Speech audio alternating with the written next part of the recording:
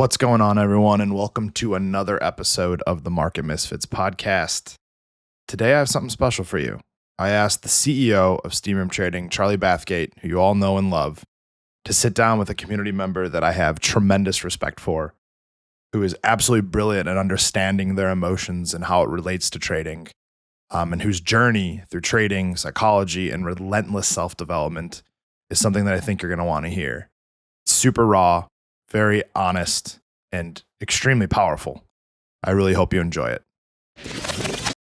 What's up, everybody? My name's Charlie. I think you guys have all seen my face before, but it's been a while. I'm very happy to be back here for steamroomtrading.com, doing one of the things that I love to do most, which is talking to members of our community and bringing them out here to share some of their wisdom, to tell their story.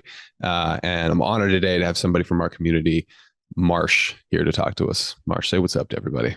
What's up, guys? So it's good to be here, man. Yeah, thank you for being here, man. I mean, the reason this series, we're going to have, a number of different people come on. We're going to have, the educators come on and talk about a lot of their experience. We're going to have different members from the room.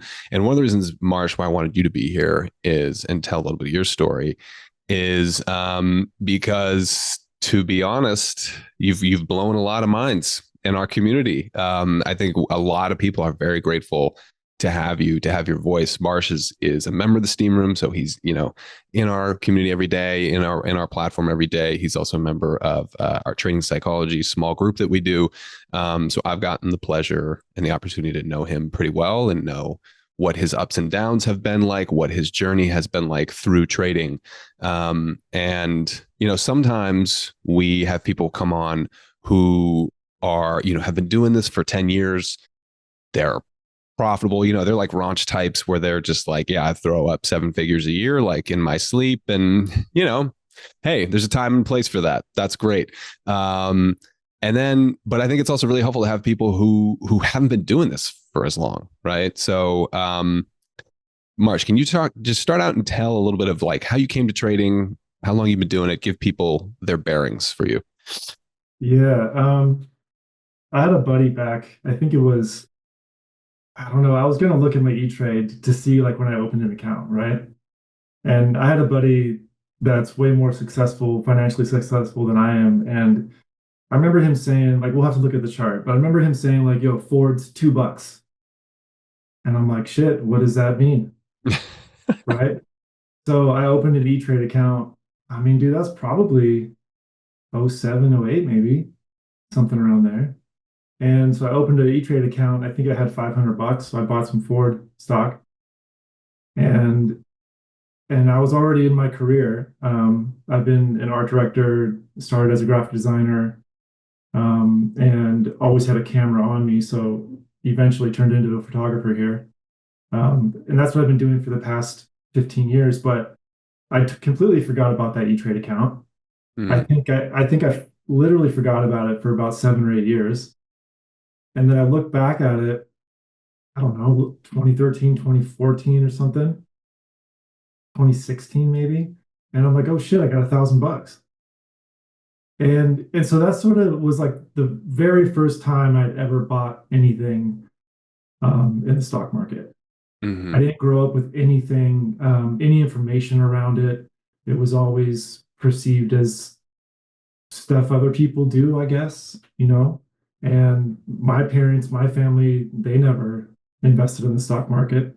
I mean, they do have one story about it. I was talking to my mom this past Mother's Day here up in Oregon, and she was telling me about how they bought a penny stock and how it ripped, but they didn't sell. They held on, and then they lost like 150 grand, right? Of those profits.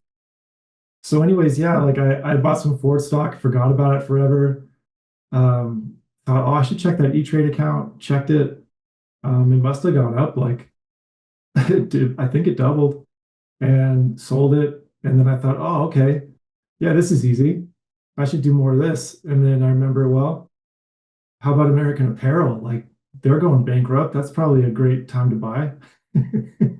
So I think I took those earnings and bought some American Apparel, and that went straight to zero. And again, I didn't really look at it. I just bought it and forgot about it. Opened my account and nothing was there. I'm like, wait, where did it go? Right?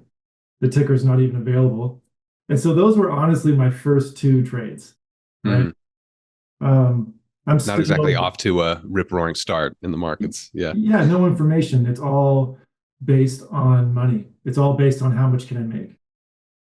Um, I'm still going through my career, working on my business, shooting product photography at that point, and I know that was around like 2015. People probably grill me on dates, but just look and see when American Apparel went bankrupt, and that's when your band jumped in there. So that went to zero, and so then kind of forgot about it for a while. I've been super focused on photography for a long time and building that business. So um, trading or investing was never really a part of my real plan. I was just trying to grow my business and get more clientele that way, and make my monthlies there. Um, and then a couple years ago, that same buddy that told me about Ford said, "Hey, there's a penny stock, and this company's going bankrupt, but they're going to come back." I was like, "Oh, okay, cool. Well, you're smarter than me. You were right last time." So, man, should I give you real numbers here? Because they're fucking ridiculous. Sure. Why not? Real numbers are fun. Yeah, real numbers are fun, right? So I had saved for a couple years as a photographer. I had an opportunity to buy a rental, happened to be next door to me, and it's all about the relationships you make. And this lady, her name, well, whatever, she's 70. She was born in the house next door to me here in Utah. She said, "Marsh, if you don't own real estate, you're never going to be wealthy." And I'm like, "Well, how can I buy real estate? It's so expensive."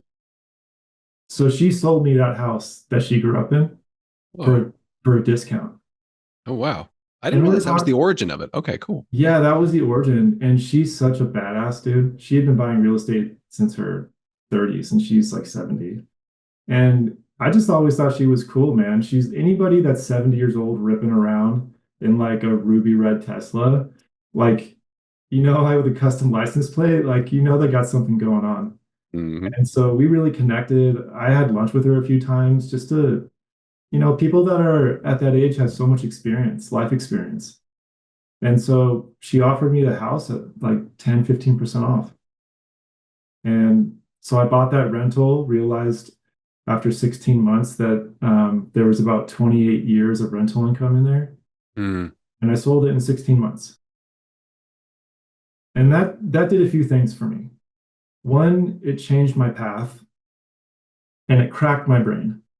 It fucking cracked my brain open because Mm. I had been working for a decade at that point in my own business, and I had made years worth of actual income, like actual revenue, in 16 months. When I did that, it's the most money I had ever had. Hmm. And I would guess it's probably the most money a lot of us have ever had. Unless you're like these guys in the room or Ranch or Lucy, right? These guys. Yeah. So I didn't know what to do with it. And I thought, all right, well, the homie's telling me about this penny stock. Why not just put half of that money? why not, Um, why not put 50% into this penny stock? Yeah. So I bought 500,000 shares of a penny stock. It was under a buck. Hmm. I was buying on the way down. I was averaging in. I had no plan.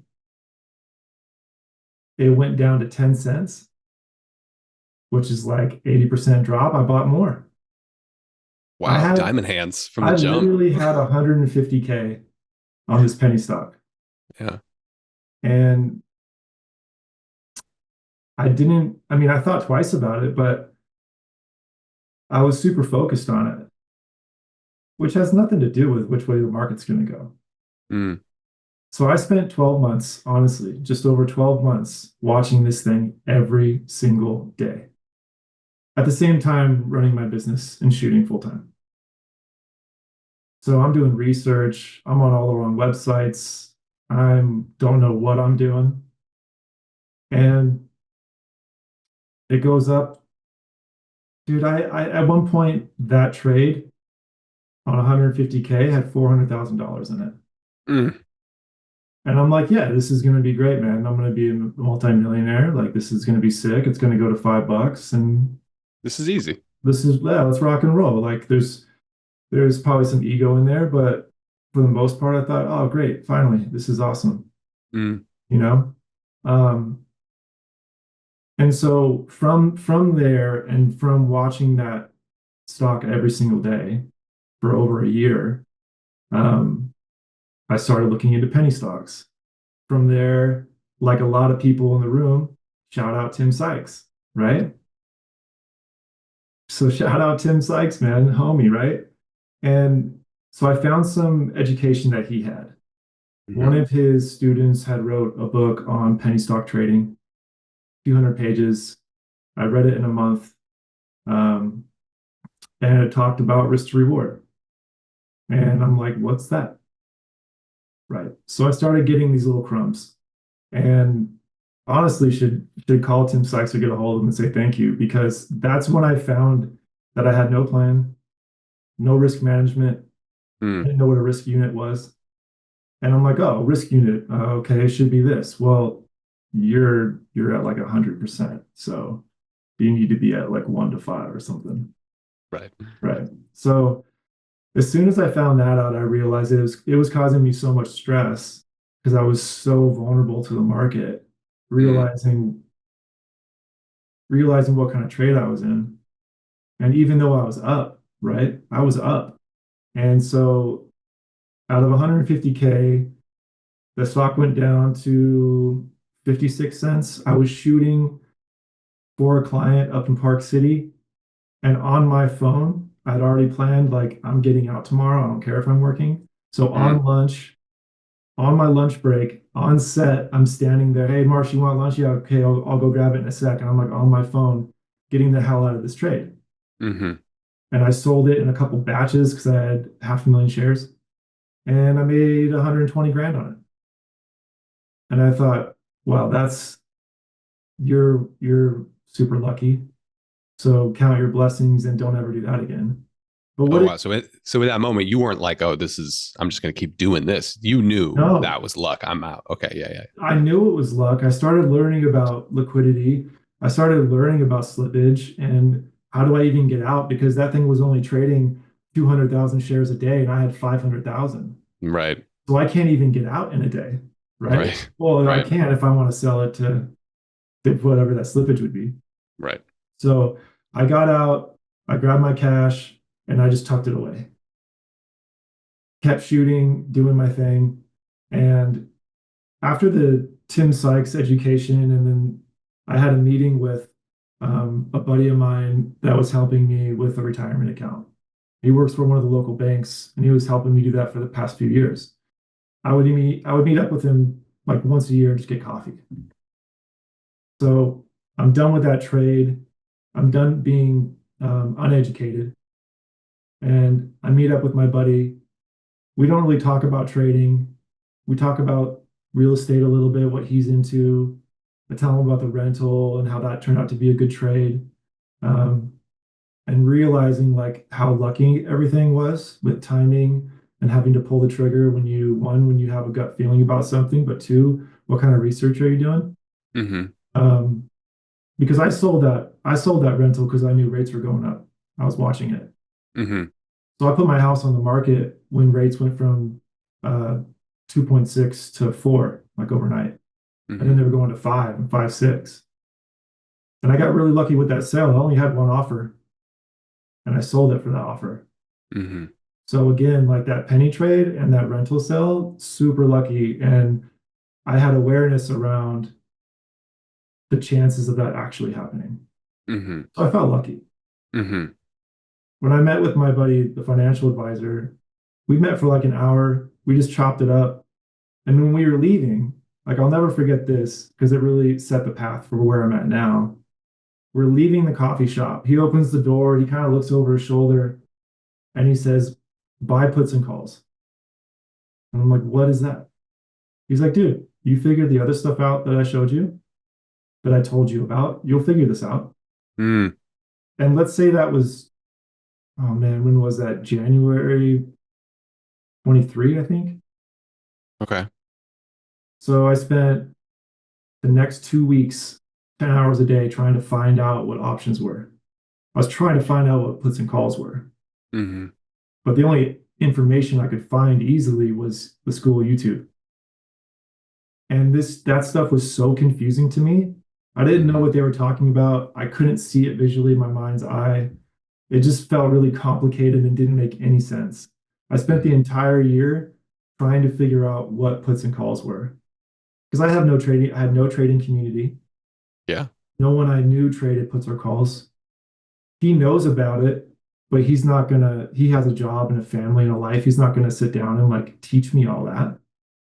And I'm one of those guys that will go down that rabbit hole deep, like the OCD is deep, right? Hmm. Hmm. The I've seen it. ADHD, yeah, you've seen it, right?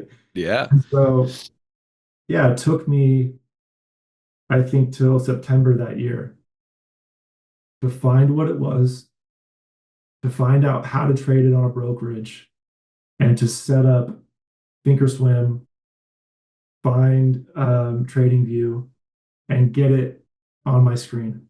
Hmm. So it took me like the better part of the year to even get set up in something that we could figure out and teach somebody. Well, as far as setting it up, a couple days. Right. Like Yeah. here's where you go. This is how you set it up, and then this is where you go for education. So I I set it up. I didn't know anything about options, but I had been finding all the information that I could. I started playing earnings because I saw earnings pop. Hmm. And I don't know about charting, but I have trading view, like kind of a deadly combo there, not in a good way. Hmm. And I'm like, all right, well, if it goes up this much, I see that these calls went up a certain percentage. And I'm just trying to figure it out in my own terminology. No books, no education. And dude, I would put a couple grand down on a Disney earnings play, and I'd wake up the next morning and I made 100% of my money and I would get out. And I did that 4 times in a row. So at that point, you must have been like, you must have This, had some feeling of this is easy. I got this, right?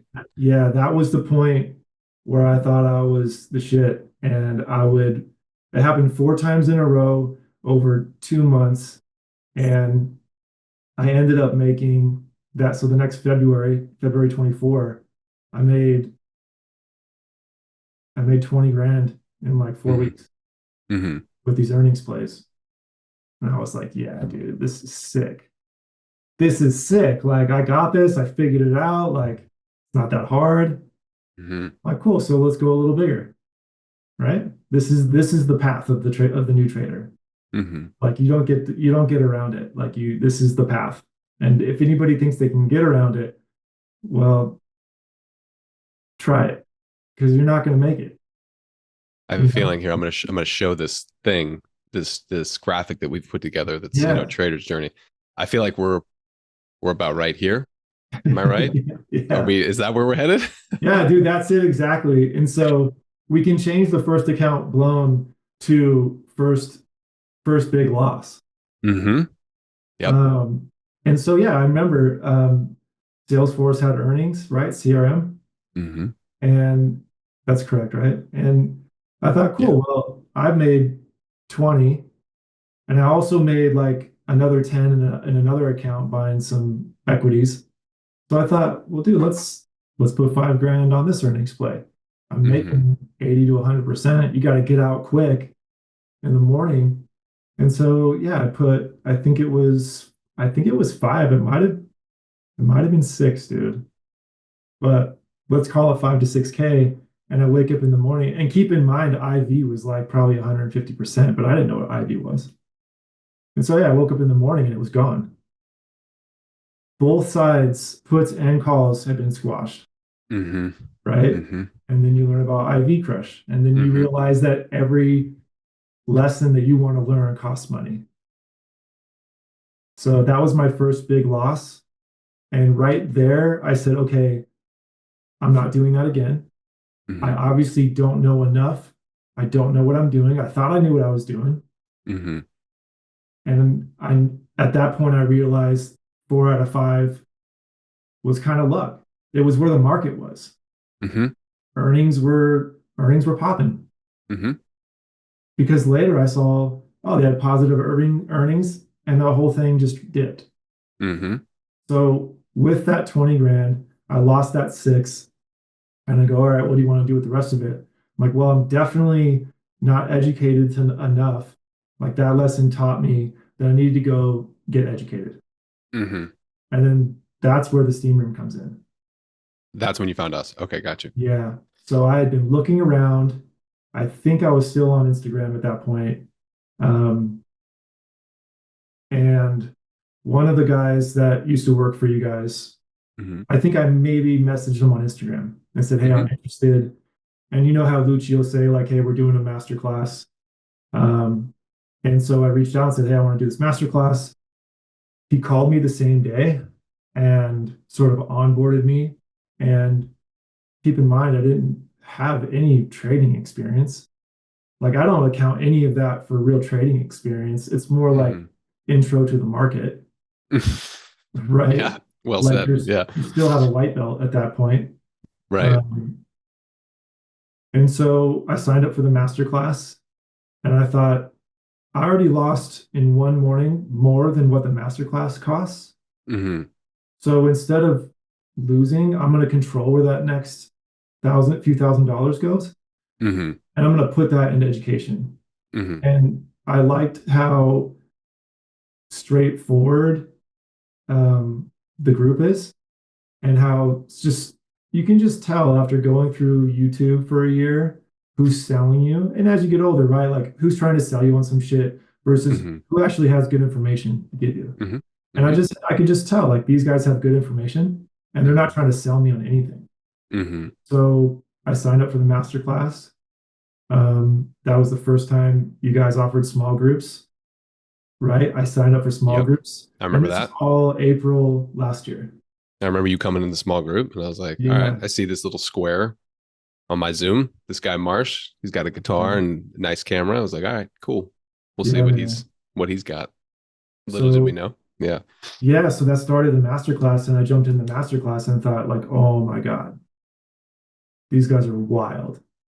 Like Lucci's wild. Like, what's up with Raunch? Like, who are these guys? And Yeah. it was like so intense for Yeah. me because I didn't have answers to any of the questions, Mm-hmm. like none of them. And I knew Mm-hmm. that some of the students in the room had been there before. Maybe they had taken the class before. They're part of the steam room, but they hadn't taken the class. You get some really advanced traders in there who are Dude, profitable, like really long-term traders who are like, I just want to learn tape, or I just want to like learn how Ranch trades options or whatever. Yeah, you get people who are kind of picking up a skill set, and that can be intimidating for people who are newer who are just like, I don't know what any of this really means. Yeah. yeah, I had nothing. I felt like I had nothing to give, you know. Mm-hmm. But I was there to learn. And if I'm gonna do something, it usually goes 100%. And if I'm not 100%, then I'll probably find something else because I'll get bored and I'm Mm-hmm. just not committed to it. Mm-hmm. So I started the master class, and that was what, 4 days a week? Yeah. Three nights a week. Well, plus, yeah, all the steam room access. So Yeah. you were in there probably every day in the Yeah. mix. So I dove in, and selling that rental the year before, I had just made a commitment to myself. You know what? We sort of hit a wall with photography. I'm not really sure where to go right now. I Mm-hmm. know I need time. I know I need to zoom out to see what I'm doing, but I'm not just going to sit here idle. I'm going to invest in myself, Mm-hmm. and that was the start of it. The steam room was the start of it. And I gotta like give you a ton of credit. So I want to pull this graphic back up.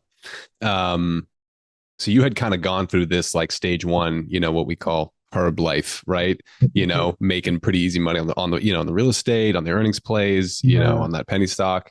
And then you're here, you kind of hit this point, and to your credit, you did something that is really unique that I don't think a lot of people did, is you stepped back from trading entirely. And you were like, I'm going to, I think maybe you were trading on sim a little bit just to kind of like keep, try some things out and get some muscle memory and everything going at some point. I No, stopped. I you stopped trading. completely stopped. As soon Yeah. as I started the master class, I said no trading. And Marsh just went deep into all of the education. So he would come in to a small group conversation, and people are talking about their trades. They're wrapped up in what is happening, sort of in the day's markets, in the present moment. And Marsh would just be like, "I'm going so deep on IV right now," or "I'm going so deep on how Branch is using iron condors in this specific, like I'm studying Ranch's Costco trades right now, and I'm just soaking up all of it. It actually reminded me a lot of how Lucci learned tape. He just reviewed tape for hours and hours and hours after the market closed. He would look at the best traders in his prop firm. This was, a while ago. And he would look at their trades and he would look at the tape. And he would just, there's this stage that people go through in this kind of the grind phase, which is like a sponge stage where you're just like soaking up so much information. And because you're looking for edge, right? You're trying to get here. You're trying to get stage 3. Like maybe I have some kind of edge. And that's, to your credit, Marsh, it takes incredible self-awareness and patience and dedication to just say, I'm not going to go keep throwing money at the market. I'm going to do this right. I'm going to go learn a lot. And we're not here saying everybody has to do that, but like that was a pretty powerful move for you, wouldn't you say, to step back? Yeah, 100%. It just didn't make any sense to me. Like, as soon as I realized that I knew how much I didn't know, Mm-hmm. that I couldn't move forward trading anymore. And luckily um, finding the room in that education, yeah, it was every day for me. Mm-hmm. Single day, all day long. I Mm-hmm. wasn't shooting a ton. I just committed myself to learning this new language. And Mm-hmm. I've just been obsessed about, I'm going to figure this out. People have figured this out. I Mm-hmm. found the room of these guys and gals in the room too, but it's specifically like Ranch and Jay and Lucci. These guys have figured it out to a point where they can make a living doing it. Mm-hmm. And yeah, I just went 100% in on the education and trying to teach myself going to school again, Mm-hmm. And that Yeah. was when you guys offered the small group. I'm like, oh no, man, I don't know if I really want to be like, I wasn't the guy in school like, yo, I got an answer. It was sort of, but I realized I needed a community, and you know, you need people to talk to about it Mm-hmm. that know more than you. And Mm-hmm. so I knew enough to do that. Mm-hmm. And so I just committed myself to it and went through the master class, and it was mind bending. But what is it, like 6 weeks, close to 6 weeks, I think, 5 or 6 weeks? Yeah, so that was when we were doing that I think you got in on the last live master course that we taught Yeah. live, now of course everybody can buy it, recordings and access it anytime, but at that point it was like 2 months because we had the trading psychology, Yeah. modules in there with Chris and I, we had Ranch's stuff, we had Jay's stuff, we had Lucci and tape, it was the whole kit and caboodle, man. So it was like 30 classes Mhm. worth, and so much information. Yeah. So deep. Yeah. Like the first time through the tape lessons with Lucci, I'm like, I don't know what this is. Nobody Not does. gonna, Yeah. yeah, like, Right. there's no way Lucci'd be Right. like, you guys following? And people would say yes, and he's like, no, you fucking don't. Like, you don't know what I'm saying. And You maybe, think but you don't. Yeah. yeah, you think you know, but you don't, man. Um, so we went through that master class, and then we started the small groups at the same time. So it's been over a year now in Mm-hmm. small groups. Mm-hmm. Um, and I'll get back to the small group part, but after going through the master class, I thought, okay, well, I have all this information and I Mhm. have notebooks full of stuff. I would take notes. I've taken notes like every small group, Jay's class, etc. I've got a 4 foot by 4 foot like whiteboard over here that I would write notes with like a tiny dry erase marker, you know. And I thought, all right, well, I need more. I thought I had enough, but I need more. It just opened the door for me to know more about what I didn't know. Mm. So then ironically, oh hey, we have a kind of a J master class. Hmm. Because I thought, okay, those days we have a J were great, but I need more of that. Hmm. You want to go deeper into the world of flow and unusual Yeah. options. Yeah, yeah. I didn't feel comfortable yet saying, oh, now I can go trade. Because I just didn't understand. Like I had downloaded, I had taken the information in, but I hadn't processed any of it. Hmm. And there was no practical application yet for me because I stopped trading. Hmm. And I thought, well, I know I need more. I signed up for Jay's class, which was a Hmm. master class in a sense. And Hmm. I did Jay's class as well. Hmm. Complete Um, complete flow trader. Yeah. yeah, the flow trader. Hmm. Yeah. I was really interested in options, super interested, and I connected with Ranch's strategy. And Ranch is a person too, right? His mentality, how he teaches, why he teaches. Um, and the one of the first questions I think Lucci asked was, "What kind of trader are you?" Or maybe Raj asked it, but they asked, "What kind of trader are you?" I didn't even know what that meant. Yeah. What kind of Yeah. trader are you? I'm like Hmm. a bad one, a shitty one. I don't know. Like what are the options for what kind of trader are you? You know, Yeah. I didn't know what swing trading was. I didn't know what scalping was. So Yeah. um, after the master class and after Jay's class, I felt equipped enough with the small groups as well to start trading. Hmm. And Yeah. so I think I opened my account back up and the platform back up in like August or September last Hmm. year. Hmm. And so I started trading slowly and watching all of it's like a dashboard on a fighter jet, right? That's a good way to Watching put all it. the stuff. Oh, you mean And talking about all the data in the room and everything and all that? yeah, Yeah. and Yeah. IV and Yep. gamma and Yep. delta and everything involved to trade options. Hmm. And so I started trading really slow. And and yeah, like not to be a plug for small groups, but like we had Chris Cady on, and I asked him, "Hey, you have 45 years trading experience. Hmm. I'm 43. You've been trading longer than I've been alive.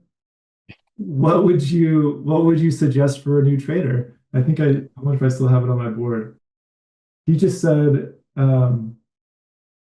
he said, start small and go slow. Hmm. And so I committed myself as much as I could to rein that in, start small, go slow. And so that's sort of, I feel like that really started my trading journey for actually making trades. Hmm. And then I started actually making trades. So like last August, September, I think. And it's been pretty solid since then, right? Yeah, I've been able to survive, not blow an account. Mm-hmm. Um, if we take my retirement and my trading account, I've made about 10% so far. Hmm. That's with my losses and my wins. Hmm. Uh, you find things like TradeZilla so you can track everything and you just go deeper down the rabbit hole, but you do it with all the armor and all the tools and all the know-how you need and sort of like phone a friend if you need it. Because Hmm. we got small groups, so I could phone Norris or Smitty or hit him up in the steam room and just ask him questions. Like Norris would get on the phone with me for an hour, or like I'd call Smitty and he's like eating a sandwich, like running to a meeting, and he'd still give me 30 minutes of his time, Yeah. you Some know? good dudes in there, man. Yeah. Yeah. So feeling more well equipped for the journey Yeah. and doing my best to go slow Yeah. and learning about all of those things. And then it just goes into a whole new level of where how do you find the right trades? and with options specifically, where's your convictions lie? You know? Mm-hmm. Mm-hmm. So where would you put yourself on this now? And I know you're a very humble person, so you don't need to put yourself in stage one. I'll take that option off the table. I can tell you, you're not. Don't you Yeah. dare say that. Honestly, I think I'm stage 3 right now. I feel like I can really understand that it is an unequal playing field. Mm-hmm. And even if you see sweepers come in, Mm-hmm. it doesn't mean they're right. Mm-hmm. And so that next level of awareness and education of how to understand the market, Mm-hmm. um, I'm looking at. I haven't even traded. I traded yesterday, but as we go through this rinse, I haven't traded for like a month. Mm-hmm. Uh, Options were expensive. I couldn't get a read on the market and decided to sort of just like stay in cash because I would make more there than lose. Mm-hmm. So yeah, I feel like I'm in stage 3 and I'm excited to really like even in small groups yesterday, I feel like I have these different ideas. They're sort of it's like spotty around me, Mm-hmm. and I'm ready to take them and sort of align them to find that edge. And so that's why I say I'm in stage 3 because I have this information, I have a little bit of experience, I have some training, and I'm ready to refine all of that and put that into one thing. Mm-hmm. Yeah. Yeah, I mean, I want to talk to you a little bit about psychology in a second because I think that's one of the places that you really excel at, and you are like so wise beyond your trading years. Mhm. It's clear that you have done so much personal development, life development, that you've brought into trading. And I think that um, your your journey, your sort of version of this chart that we created has been so sort of, I know you wouldn't call it smooth by any means, but there is such a steady sense of momentum that you have created for yourself, this sort of relentless march forward, and the way that's one of the things that I just wanted to highlight about your experience. There's a million different ways to do this, to come to this craft and this profession and figure out your way, and everybody's going to has to find their own way. You did yours, but I think it's important to highlight that you don't have to just go throw money at the market and get sliced and diced and learn all your lessons that way. I mean, yeah, of course you took your licks along the way, you've had losses, but a lot of people get brought down to zero multiple times. They refill accounts. They spend a lot more money along the way because they're not giving themselves the time to like really invest and learn in this and take moments to step back and integrate all the experience that they've had. And I feel like you have just gone in a really steady, measured, relentless way forward. Does it feel like that to you through this journey? I definitely resonate with being relentless. Mm-hmm. I mean, I started a photography business from nothing. I was an art director. I wasn't a photographer. Mm-hmm. I always had a camera, but it's analogous to building my photography skill set because I had to start from zero. Mm-hmm.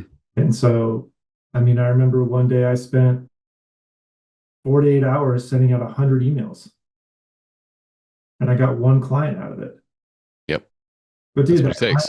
yeah, Yeah. but that client paid like 20% of my income for that year. Mm-hmm. And so relentless for sure. Mm-hmm. Um, and that gift of my neighbor selling me that rental, like that shit's a gift. Mm-hmm. Some luck along the way. Yeah. Yeah. I'm like, I don't expect that to happen ever again. Right.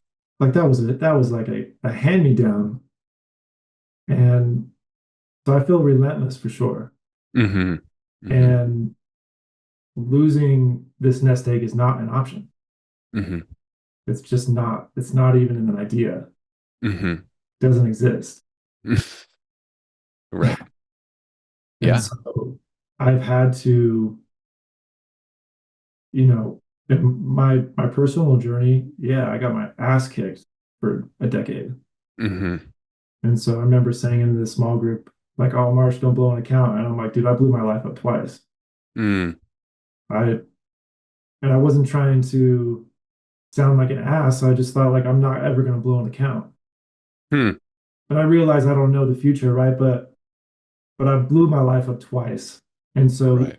saying I won't blow an account is really just trying to say, look, I know what it's like to swing when you're emotional. I know what Mm-hmm. it's like to make choices off of emotions. Mm-hmm. I know what it's like to not be centered and to not know myself well enough to know what I need. Mm. So relentless in the pursuit of trading, yeah, but it's really been um, very parallel with relentless in the pursuit of myself, Mm-hmm. because that's really under that layer of trading for me, is Mm-hmm. being relentless in the pursuit of who am I? That's very well said. And that is the way it has felt working with you in the small group, is that you are not developing yourself in order to get better at trading. You have been developing yourself, working on yourself for so long, and you're now sort of aiming all of that weaponry and resources and everything towards the craft of trading now, right? Some people come to us and they're like, you guys got to teach me trading psychology so I can make more money, because this is, I know all the tools, but I can't keep my head on straight. It's like, okay, that's fine. We can help you a little bit with that. But you were like, I'm developing myself as a human being out of necessity, as you described. Yeah, And now I have all of this strength and knowledge and wisdom to bear that I can now focus and funnel into trading. yeah, 100%. Yeah. And figure it out like a business. I've only had Mm-hmm. one of my buddies, he's a real close friend of mine, and we were driving around town one day and he goes, hey man, I see what you're doing. I'm like, you don't see shit. What do you see? He's like, you're doing with trading what you did with photography. Mm-hmm. And I go, oh man, that's like the first time I feel really seen, Wow. because we're gonna figure out every nook and cranny of this thing. We're gonna Mm-hmm. find all the corners of the room, the ceiling, the floor. We're gonna figure out the square footage, and we're gonna figure out how all of that is. And we're gonna go Mm-hmm. really slow, and we're Mm-hmm. gonna find this dope community, and it will be successful. The way you're talking, it makes me realize why you resonate with Ranch, because that's the way that Mhm. Ranch thinks too. And to everybody's watching this, everybody has their own style, their own way of learning, their own way of approaching difficult things, which obviously trading is. Ranch's way was like, Ranch is like, I need to understand everything about this. You can't just tell me, here's this new like Gex tool that we have. When it hits this level, it means X. He's like, no, I need to understand everything about what goes into this, right? And it sounds like you're really the same way. Yeah, you're just like, I need to internalize all of this. I'm not just going to drive the car. I need to be able to take the car apart, put it back together. Yeah, Then I'll take it out on the highway. exactly. Yeah, Yeah. Yeah. 100%, man. I mean, you said, so we have these like, events, these little sample events of what people realize along the way. They're just sort of examples of some of the things that people experience. And this one actually came from you, because we were talking to small groups about, hey, what do you guys think about these? See the market as a mirror. Yeah. Can you explain the first time I don't know, what does that mean to you? I mean, wherever you are in your life, it might sound like some hippie shit, but wherever you are in life, like the people that want to learn more about trading psychology, well, what do you like when you go get a coffee and someone steps in front of you in line, but you don't understand that how you're reacting there is the same way you fucking react when you're about to lose a trade, but you won't let go. Mm, Like if you can't connect those two dots, stop trading for a little bit. But but yeah. that yeah, wherever you are in life, that's how you're going to trade. Mm-hmm. Whether you believe in that shit or not, that's a fact. That's not my opinion. Mm-hmm. So Mm-hmm. if you're having a really shitty day, you're going to make some bad choices trading probably. Mm-hmm. And I'm not saying you won't get a winner, but you'll get a winner out of some degenerate shit. Mm. You'll get a winner based off of something that you shouldn't have got a winner through, Mm-hmm. which isn't a win. It's cash, but it's not building you as a trader. Like, can you sit in the market and say, Chris Cady said this, I want what the market wants? Can you sit there, or are you fighting it the entire time? Mm-hmm. And so I've never had a mirror as bright and reflective as the market. My woman, my partnerships, like the love of my life, those relationships, those close relationships are mirrors for sure. If you can't understand that if someone else says something and you react loudly to it, that's you, it's not them. Mm. They're just your mirror. And so I go to the market and I'm like, damn, I've never had anything or anybody teach me more about myself than trying to trade in the market. It will show you everything about yourself. It will show you how impatient you are or patient you are. It goes both ways, right? It doesn't have to be a negative thing. And if it shows you how impatient you are, that's not negative. Like we have to reframe our mindset to understand that failures are the lessons. Mm-hmm. And if you lose at something, then find the win out of it. Right. But our culture is always like, oh, you fail or you lose. But Conor McGregor says, I either learn or I win. Mm-hmm. So I'm like, yeah, let's adapt that mentality. Mm-hmm. But that market will expose all of you, fucking butt ass naked, standing in an open crowd. It will expose all of you. You know what I mean? It'll show all of you. And if you're willing to see it, like I would even put money on saying that the market, trading in the market has made my relationship with my love better. Mm. How Because so? I get to know more about myself, Mm-hmm. being impatient or having a bias or not wanting to listen to what the other is saying. Like the Mm-hmm. market's telling you stuff all day long. Are you going to listen? And then you go to your partnership, your relationships. Are you going to listen, or are you just fighting back because it's not what you want to hear? If we can stop and listen and give space for those things to have a voice and not be fueled by fear, not be held back by fear, but to give fear space so that we can learn and grow, then your trading is going to get better, your personal relationships are going to get better, and then your person relationship is going to get better. Mm. So it's just a space to get to know about yourself, which is probably why I'm not bored of this shit. I want more. Yeah, man. I mean, if somebody's out there watching this and they're like, all right, this guy's on another level, what is some of the, like, how do you keep yourself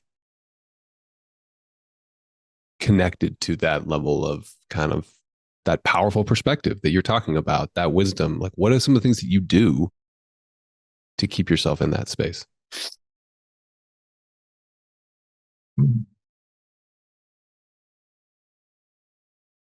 I think some of us are lucky enough to grow up with it. I know that my parents, who were together for 44 years, till my dad passed like 9 years ago, that they told me that I could do anything. Wow. I know that we're not all lucky enough to have that. Mm. So at the end of the day, if it's nature or nurture, we have to take responsibility for ourselves and treat ourselves how we want to be treated. You have to get to know yourself well enough to know what you need. And then when you find out, and this is a journey, it's not just like, oh, you can find that out in a day. Mm-hmm. I can stay in that mindset. Yeah, because my mom always said, like, you can do anything that you believe in. Mm-hmm. The last thing my dad ever told me said was, Now that you believe in yourself, the sky's the limit. Jesus. Wow. And then I came home to Utah and I'm working on a Sunday and I go outside and there's a bus, like a double length bus that goes past, there's nobody out, and it says the sky's the limit. I'm like, all right, man, I'm not making this shit up. Right. You believe in it or not, like those things happened. Yeah. And I don't take that as a coincidence. I take that as like a message. Mm-hmm. So so part of it is being able to stay in it, is having that mentality Mm-hmm. that you can. If you're hanging around people that don't believe that, dude, get rid of those people. Mm-hmm. If you're hanging around yourself and you don't believe it, start there. Mm-hmm. And there's plenty of information out there on how to change your psyche.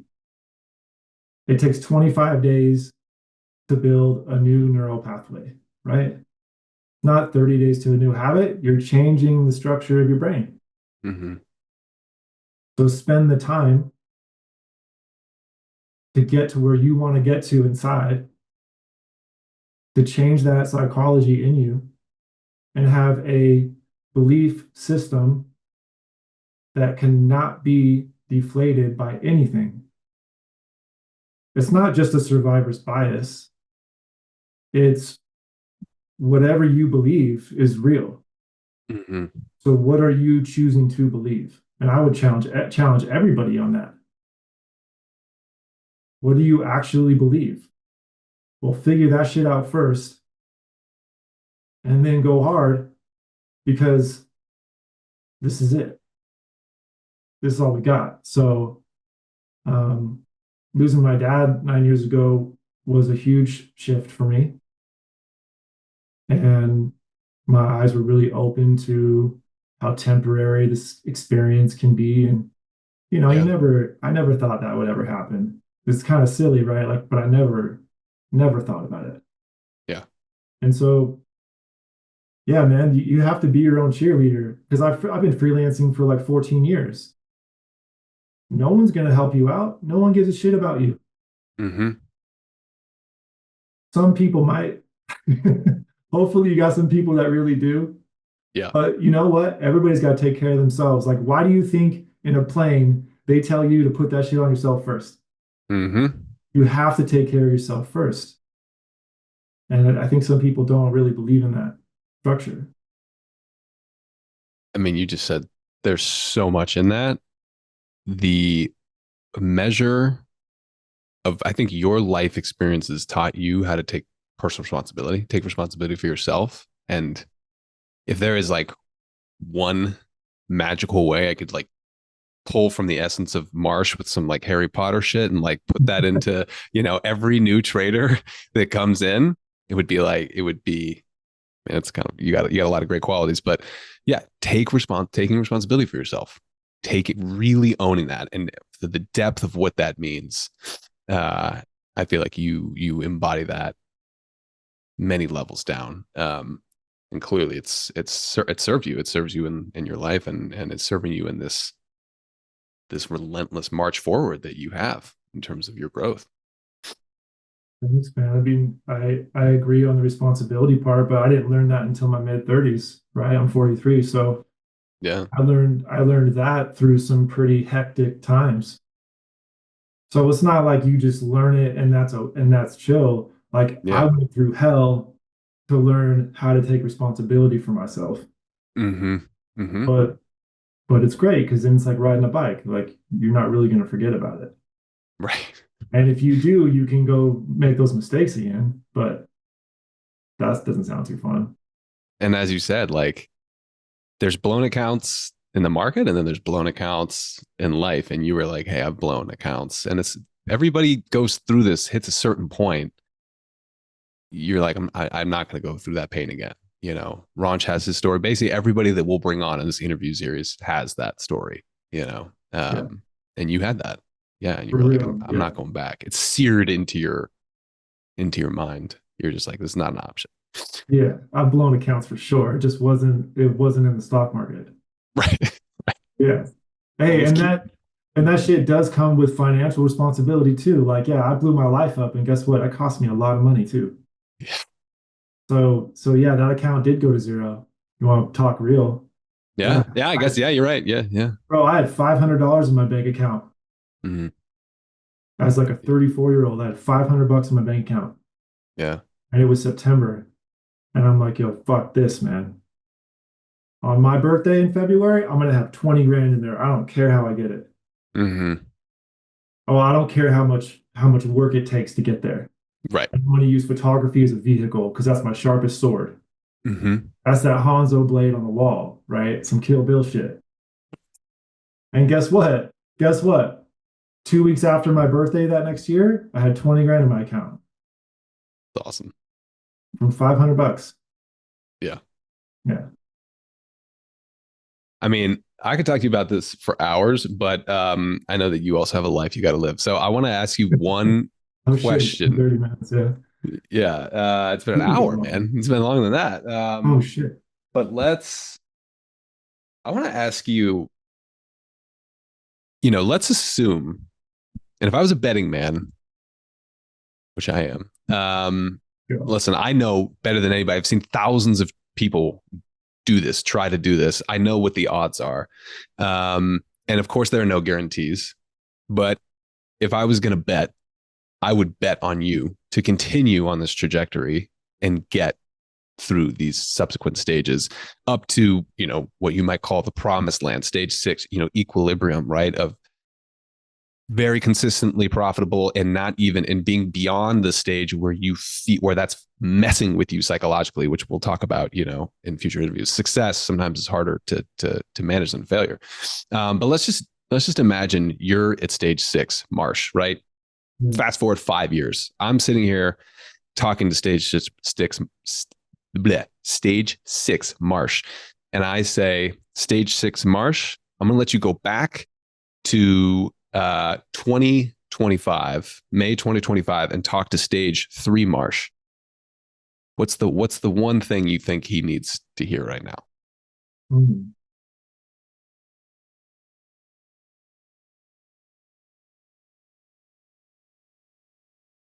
One of the biggest tricks in life and this human experience is to learn how to be comfortable while you're completely uncomfortable. Mm.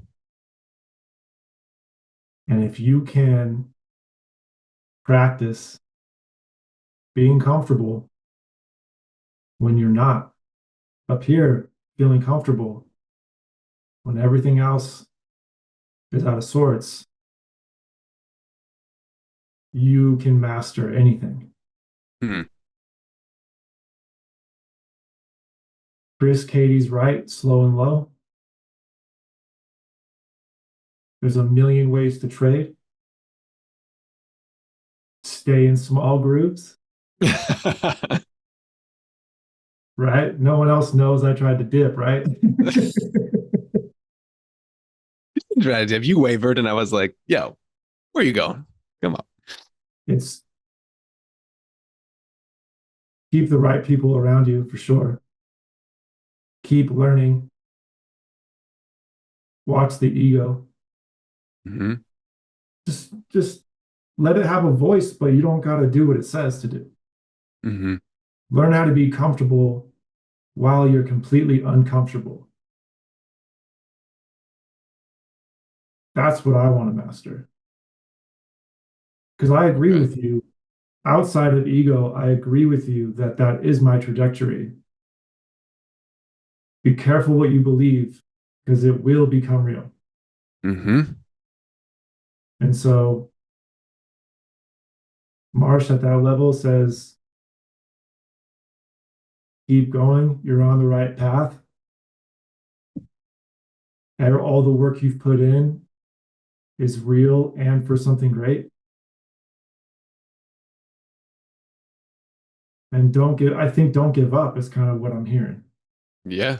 Yeah. Don't give Yeah. up and don't get cocky. Stay relentless. Yeah. Yeah. Stay relentless, man. Fucking stay relentless. I love that. Might need to get a decal on the wall there, Yo, man. Stay relentless. We need that on the Lucci shop, on the Wall Street Jesus shop. Stay relentless. That's not bad. Yeah, That's that's not bad. really cool. Because it seems impossible until you learn and do it, and then it's not impossible. Hmm. Like I grew up skateboarding. You never knew how to kickflip until you landed one. Hmm. How many tries did it take? But then as soon as it clicks, like that's the shit we're living for. Hmm. And I want that feeling and that dopamine. I want that. So stay relentless. Yeah, man. I love that. Dude, thank you for doing this. Yeah, could talk to you forever about this stuff. Gonna have to drag you back on for more conversations because there's just too much meat left on the bone. But for now, this is probably a good place to end it, man. So yeah, thank you for sharing your journey and sharing so much of your experience and wisdom with us, man. We're all everybody who's interacted with you and cross paths with you in our community is better for it, man. So Thank you, brother.